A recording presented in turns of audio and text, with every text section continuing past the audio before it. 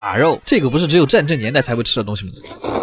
而且作为中国人，我一直都觉得马肉离我很遥远，像是几百年前的饮食文化。但是在日本，真的有几百年前的马肉店还开着的。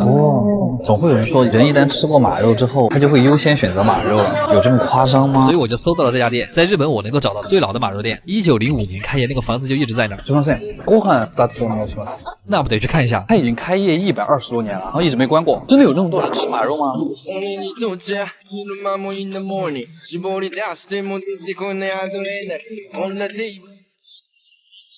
すみません、15時予約した量です。这家店在吉原，继父太郎的妹妹当年就在这儿打工，菜单就是墙上这些了，只卖马肉。你要是吃不惯，还没别的吃。反正也没吃过，我把他们家这个全部点了一遍。好了，今天废话太多了。第一个菜就是非常重磅的生马肉，这个是生拌马肉，把鹌鹑蛋的蛋液裹匀就可以吃了。当然这个有照烧的调味，我还没尝出马肉的味道就吞了。马肉刺身的味道就很清晰，入口是非常清爽淡雅的感觉，蘸不蘸酱油都可以。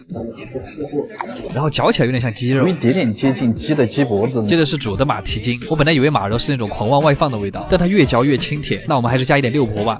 这是马腿肉配海胆，有点像校霸和语文课代表谈恋爱，你以为是威逼利诱，但实际上两情相悦。我的意思就是这两个味道很配。然后是马肉牛排，煎马肉也是一种非常常见的吃法。马肉纤维里面的脂肪很少，完全不像和牛，然后它也会自带一股淡淡的坚果味道，也不知道它用的是肉马还是野马。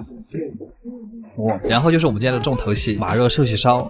然后这一盘肉是2人份，22000日元。第一盘是纯纯的马肉脂肪，也是我觉得马身上最好吃的地方，吃起来像是轻盈版的鹅肝，肥油虽然会挂在你的舌根，但是你并不会觉得很腻。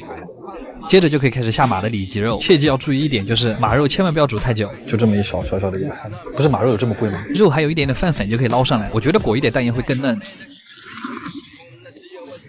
好吃，6、7成熟的马肉就像肉棉花，牙齿一下去它就断开。马肉丸子也很好吃，它里面和的居然是黑芝麻，沙沙的口感。之后就是豆腐跟摩斯，还有一些假肉，这些就跟普通的寿喜烧没什么区别。然后我们还有一盘炸马肉，看着很像锅包肉，但其实吃起来也很像。但就是它的里面可能会比锅包肉更软，说白了马肉就是更嫩，比起猪肉来说更好嚼开。然后我发现店里到了晚上就特别的有氛围，不愧是在吉原的店，有一种梦回昭和的感觉。总的来说马肉还是很好吃的，开了120多年的店还是有它的道理，但就是很贵。阿基推荐指数7分，卡维尔。神奈川，一个我深爱的地方，也是我在日本住的地方。来日本3年了，我也成了被神奈川浇灌的其中一人。你要说最早知道这个地方，可能还真是镰仓高校前，但是你一旦住久了就会发现，它不会成为你爱上这里的原因。但是要来神奈川的话，应该怎么玩呢？首先早上的体验和晚上的体验特别的重要。那我们就从早上开始。早饭我推荐在镰仓的有利多库多这家店，吃一份很日式的简餐，很便宜。江之店会在你打鸡蛋的时候从你面前开过，所以那个什么，打快一点。千年古都的早晨就这么从一只烤鱼开始。当然早餐还有别的选择，你也可以在沿海的比鲁斯看着海景，吃柔软的 pancake， 还可以在喜利乌斯酒店的70楼俯瞰着全市吃早饭。吃完早餐以后还可以在横滨的海边散散步。泡面博物馆一般会是我去的第一个地方，这里陈列着全世界各种有名的泡面。我们中国这边的代表是老坛酸菜面，居然没有泡椒牛肉。当然3楼还可以定制一碗自己的泡面，随便你画什么，随便你想吃什么味道，根据心情来就行。饿了还可以在这来一顿下午茶。接下来你就可以直接坐着江之店开始玩，每个站都很有流量。什么？我的意思是每个站都很值得打卡。海街日记、灌篮高手，还有我最喜欢的倒数第2次恋爱，故事都在这停留过。特别是极乐寺这个站，大家应该巨熟悉。我也不知道为什么，光是这个站的设计就很好看。还可以去逛一下商店街、变则天重建市街。果然这里的街道就是最接近日漫的地方。下午快天黑的时候还可以去逛一下长谷寺，夜晚的灯光和红色的枫叶，小情侣牵着手在那逛街，氛围感直接拉满。但是你要说横滨最美的时候，我觉得应该是晚上，因为这个地方有各种各样的灯光秀。想象一下和喜欢的人牵着手在这个地方溜达，是多么享受的一件事。逛饿了的话可以在，这不是什么，怎么会有人饿这么快？但是别管，我就是想吃那个芝士芋泥和那个披萨。如果这个时候你还有力气，也可以看一下江之岛的夜景。这个地方叫湘南的宝石，每天下午5点开始点灯，亮灯的那一瞬间真的很震撼。你甚至还可以上到灯塔上面俯瞰整个江之岛。其实除了灯塔，岛上还有很多夜景都可以看。但今天其实讲了这么多，也只讲了神奈川的1/10。这一次主要介绍神奈川可以在早上和晚上玩的景点，剩下的就等你们来找我玩了。阿基推荐指数9分，卡维尔。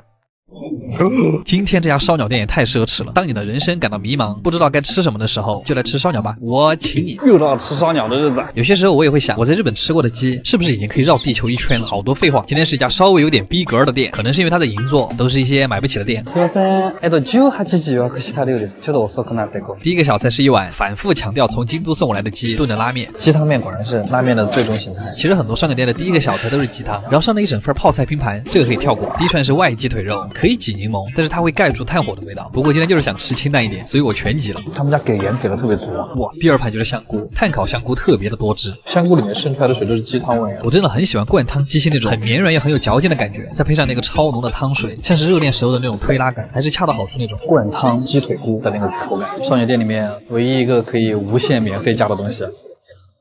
你吃腻了，一定要来一口这个，就瞬间给你动力小子扎一针。接下来是他们家比较高级的一盘半熟鸡胸肉配海胆，这个搭配比较像富家千金和穷小子的爱情，看上去好像很不搭，但是在一起又很和谐。好甜啊，海胆！然后这个是我们点的套餐里面独有的一个菜，黑提灯。他们家这个黑松露烧起来跟不要钱一样，不像那些餐厅扑面而来的汽油味，就它像晾了一碗汽油在你面前。而且他家这个蛋液特别的浓厚，卵巢部分的肉也很多，又有一点北极贝边的感觉。我觉得这一串算是比较好的提灯。黑松露拌蛋黄，巧克力坚果的感觉。然后是一个明串血干，它里面是半流动的干，那个胆固醇的味道很让人兴奋，像吃到了很滑嫩的鸭血，上面撒了一点特制的山椒，刚好把腻味压住。就是鸡身上的海胆，超级好的蔬菜，能活到多少岁我也不知道。接着是京葱鸡腿肉，就是葱大根加鸡的内腿肉，你一起嚼的时候就能尝到甜甜的葱油和鸡油混合在一起的味道，它是一种蚝油的味道。然后是蛋黄拌手雷，它肉的里面加了紫姜末，还有藕粒跟紫苏叶，那个冲鼻的香气杠会被蛋液压住，很想刨一口米饭确认一下。它这个像我爸爸捏的那个丸子。然后是鸡翅，我一直觉得鸡翅的日语很好听 ，tebasaki。哦，哈萨给用我的门牙去破皮的那个快感特别上头，那种外脆里嫩的层次感会清晰的传到你的牙龈上。它外面的皮好焦啊。然后是热量炸弹鸡屁股，在国内好像大家都不喜欢这个，它的日语叫崩鸡粒，非常的可爱，嚼开之后像是空口喝鸡油。它那个脂肪是一整个固体的那个状态。他家的鸡皮是那种软软油油的鸡皮，像是在嚼炖得很软的牛蹄筋。鸡皮和鸡屁股不一样，鸡皮的脂肪嚼不开。这一串是鸡脖子肉，曾经的最爱，脂肪其实挂了很多，但是吃起来还是脆弹脆弹的。然后最的主食是一碗黄金亲子冬，上面已经淋了一次蛋液，还又给你配了一个蛋黄，你一勺一定要咬上那个滑嫩的鸡肉，加蛋液加鸡蛋，还有一些带着酱汁的米饭，半夜来上这一碗真的特别的幸福。然后他们家还有一个非常厉害的特点，就那个甜品特别的好吃，而且免费追加，像是我老家卖的那种黄豆粉红糖糍粑，特别的 game。今天说了好多个特别，还有这家店的大酱真的很好笑，他会一直问你吃饱了没，走的时候还不忘送你2个烤饭团。阿基推荐指数9分，卡位。